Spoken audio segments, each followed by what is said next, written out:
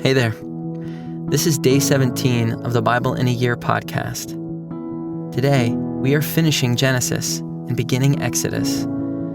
Our reading today is Genesis chapter 48, verse 8, through Exodus chapter 1. We hope you enjoy today's reading. When Israel saw Joseph's sons, he said, "Who are these?" Joseph said to his father, "They are my sons, whom God has given me here." And he said, "Bring them to me, please, that I may bless them." Now the eyes of Israel were dim with age, so that he could not see. So Joseph brought them near him, and he kissed them and embraced them. And Israel said to Joseph, "I never expected to see your face, and behold, God has let me see your offspring also." Then Joseph removed them from his knees, and he bowed himself with his face to the earth. And Joseph took them both, Ephraim in his right hand toward Israel's left hand, and Manasseh in his left hand toward Israel's right hand, and brought them near him.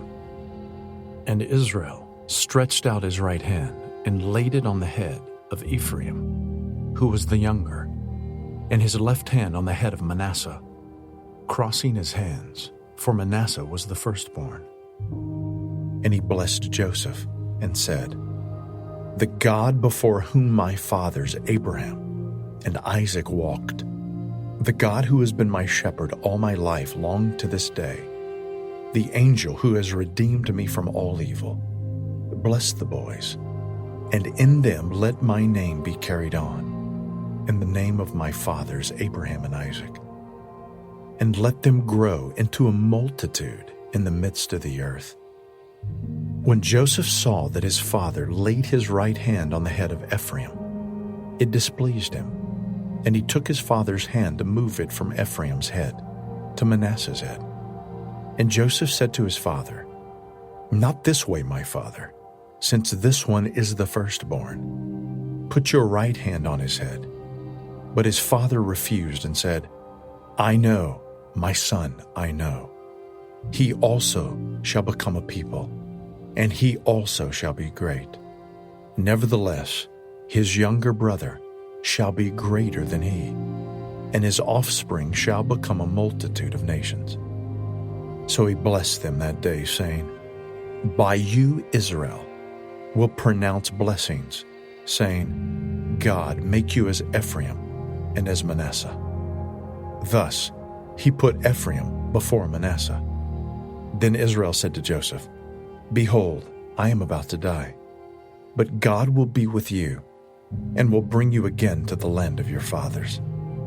Moreover, I have given to you rather than to your brothers one mountain slope that I took from the hand of the Amorites, with my sword and with my bow." Then Jacob called his sons and said, "Gather yourselves together, that I may tell you what shall happen to you in days to come. Assemble and listen, O sons of Jacob. Listen to Israel your father. Reuben, you are my firstborn, my might, and the firstfruits of my strength, preeminent in dignity and preeminent in power. Unstable as water, you shall not have preeminence, because you went up to your father's bed. Then you defiled it. He went up to my couch. Simeon and Levi are brothers. Weapons of violence are their swords. Let my soul come not into their counsel. O my glory, be not joined to their company. For in their anger they killed men, and in their willfulness they hamstrung oxen. Cursed be their anger, for it is fierce, and their wrath, for it is cruel. I will divide them in Jacob, and scatter them in Israel. Judah, your brothers shall praise you. Your hand shall be on the neck of your enemies. Your father's sons shall bow down before you. Judah is a lion's cub. From the prey, my son, you have gone up. He stooped down. He crouched as a lion and as a lioness. Who dares rouse him? The scepter shall not depart from Judah, nor the ruler's staff from between his feet, until tribute comes to him, and to him shall be the obedience of the peoples. Binding his foal to the vine, and his donkey's colt to the choice vine. He has washed his garments in wine, and his vesture in the blood of grapes. His eyes are darker than wine, and his teeth whiter than milk. Zebulun shall dwell at the shore of the sea. He shall become a haven for ships, and his border shall be at Sidon. Issachar is a strong donkey, crouching between the sheepfolds. He saw that a resting place was good, and that the land was pleasant. So he bowed his shoulder to bear, and became a servant at forced labor. Dan shall judge his people, as one of the tribes of Israel. Dan shall be a serpent in the way, a viper by the path, that bites the horse's heels, so that his rider falls backward. I wait for your salvation, O Lord. Raiders shall raid Gad, but he shall raid at their heels. Asher's food shall be rich, and he shall yield royal delicacies. Naphtali is a doe let loose, that bears beautiful fawns. Joseph is a fruitful bough by a spring. His branches run over the wall. The archers bitterly attacked him, shot at him, and harassed him severely. Yet his bow remained unmoved. His arms were made agile by the hands of the mighty one of Jacob. From there is the shepherd, the stone of Israel. By the God of your father, who will help you, by the Almighty who will bless you, with blessings of heaven above, blessings of the deep that crouches beneath, blessings of the breasts and of the womb. The blessings of your father are mighty beyond the blessings of my parents, up to the bounties of the everlasting hills. May they be on the head of Joseph, and on the brow of him who was set apart from his brothers. Benjamin is a ravenous wolf, in the morning devouring the prey, and at evening dividing the spoil. All these are the 12 tribes of Israel. This is what their father said to them, as he blessed them, blessing each with a blessing suitable to him. Then he commanded them and said to them, I am to be gathered to my people. Bury me with my fathers in the cave that is in the field of Ephron the Hittite, in the cave that is in the field at Machpelah, to the east of Mamre, in the land of Canaan, which Abraham bought with the field from Ephron the Hittite, to possess as a burying place. There they buried Abraham and Sarah his wife. There they buried Isaac and Rebekah his wife. And there I buried Leah. The field and the cave that is in it were bought from the Hittites. When Jacob finished commanding his sons, he drew up his feet into the bed and breathed his last, and was gathered to his people. Then Joseph fell on his father's face and wept over him and kissed him. And Joseph commanded his servants, the physicians, to embalm his father. So the physicians embalmed Israel. 40 days were required for it, for that is how many are required for embalming. And the Egyptians wept for him 70 days. And when the days of weeping for him were past, Joseph spoke to the household of Pharaoh, saying, If now I have found favor in your eyes, please speak in the ears of Pharaoh, saying, My father made me swear, saying, I am about to die. In my tomb that I hewed out for myself in the land of Canaan, there shall you bury me. Now therefore, let me please go up and bury my father. Then I will return. And Pharaoh answered, Go up and bury your father, as he made you swear. So Joseph went up to bury his father. With him went up all the servants of Pharaoh, the elders of his household, and all the elders of the land of Egypt, as well as all the household of Joseph, his brothers, and his father's household. Only their children, their flocks, and their herds were left in the land of Goshen.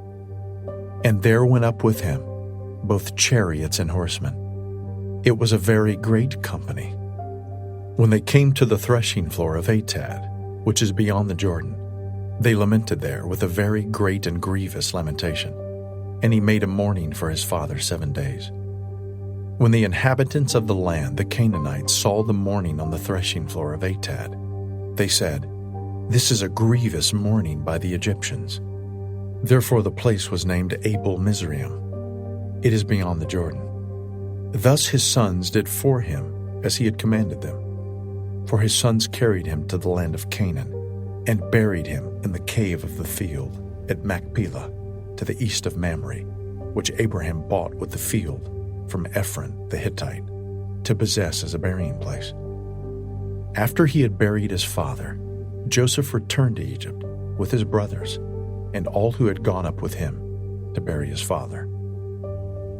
When Joseph's brothers saw that their father was dead, they said, "It may be that Joseph will hate us and pay us back for all the evil that we did to him." So they sent a message to Joseph saying, "Your father gave this command before he died. Say to Joseph, please forgive the transgression of your brothers and their sin, because they did evil to you. And now please forgive the transgression of the servants of the God of your father." Joseph wept when they spoke to him. His brothers also came and fell down before him and said, "Behold, we are your servants." But Joseph said to them, "Do not fear, for am I in the place of God? As for you, you meant evil against me, but God meant it for good, to bring it about that many people should be kept alive, as they are today. So do not fear. I will provide for you and your little ones." Thus he comforted them and spoke kindly to them. So Joseph remained in Egypt, he and his father's house. Joseph lived 110 years. And Joseph saw Ephraim's children of the 3rd generation. The children also of Machir, the son of Manasseh, were counted as Joseph's own. And Joseph said to his brothers, "I am about to die, but God will visit you and bring you up out of this land to the land that he swore to Abraham, to Isaac, and to Jacob." Then Joseph made the sons of Israel swear, saying, "God will surely visit you, and you shall carry up my bones from here." So Joseph died, being 110 years old.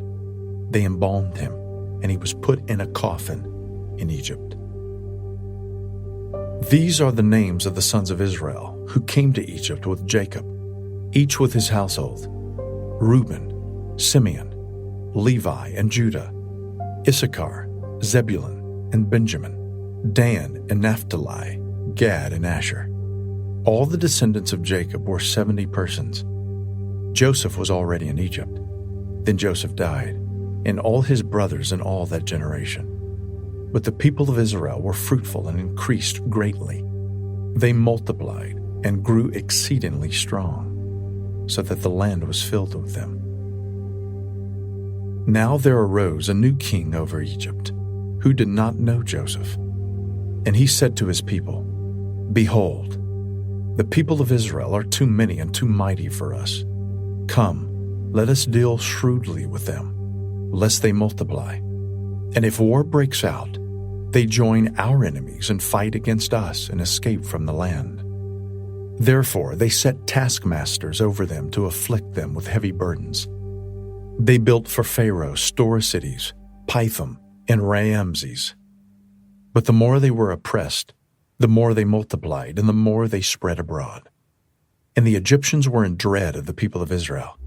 So they ruthlessly made the people of Israel work as slaves, and made their lives bitter with hard service, in mortar and brick, and in all kinds of work in the field. In all their work they ruthlessly made them work as slaves.